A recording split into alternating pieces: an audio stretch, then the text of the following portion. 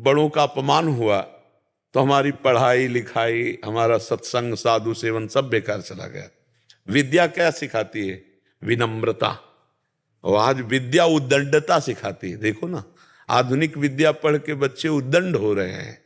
और विद्या विनयम ददाती, विद्या विनय प्रदान करती है। तो अगर आप सत्संग सुनती हैं, तभी आप यहाँ आई हैं, तो हमें लगता है भगवान की कृपा है आप पर, आप उसे सहन कीजिए। और कभी अगर कटुवचन बोलने की हमारे अंदर वेग आ रहा है तो दांती पीस लें, नहीं बोलना। हम में इतनी ताकत है कि हम जो चाहे कर सकते हैं, पक्का। भगवान ने इतनी सामर्थ्य दी है। जब हम बुरा बोल सकते हैं तो हम अच्छा भी बोल सकते हैं। इसलिए विचार पूर्वक अच्छा बोलें, नहीं तो मौन हो जाए। हम अपने को कस नहीं रहे कि हमसे नहीं रहा जाता, तो हमसे इसके बिना नहीं रहा जाता। कई लोग ऐसा कहते हैं, नहीं, आप सब कुछ छोड़ सकते हो, आप में बहुत सामर्थ्य, आप अपनी सामर्थ्य को जगाइए।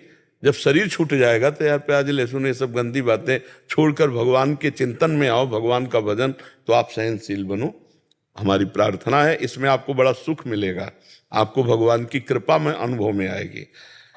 अगर लात मारना विभीषण जी सह गए तो राम जी की शरणागति पक्की हो गई नहीं है? उसी से तो शरणागति आई नहीं। अभी तक लंका में रहते हुए राम जी की स्मृति में थे, लेकिन राम जी के पास जाना ऐसी बात भी नहीं थी।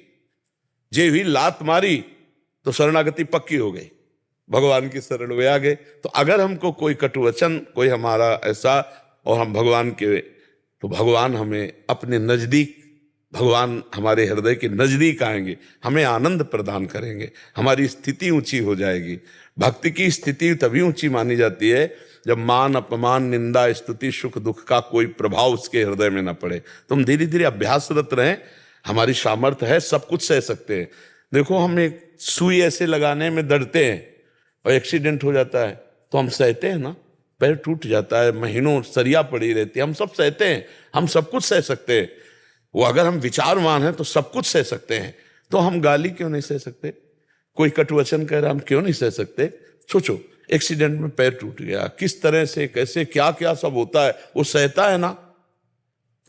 हर कष्ट सहने की सामर्थ्य है, हर कष्ट सहने की सामर्थ्य है, हर बात सहने की सामर्थ्य है। बस हम वो सामर्थ्य जागृत कर लें।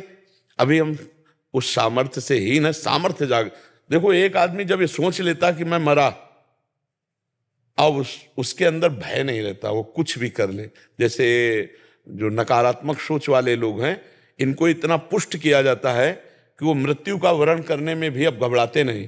तो देखो, दिमाग में, सोच में, विचार में वो पक्के हो गए। तो नकारात्मक सोच दूसरों को दुख देने के लिए वो इतना बड़ा कदम उठा लिया कि अपने शरीर को चिथड़ा कर लिया। अगर हम सकारात्मक सोच में उतरे दूसरों को सुख पहुंचाने के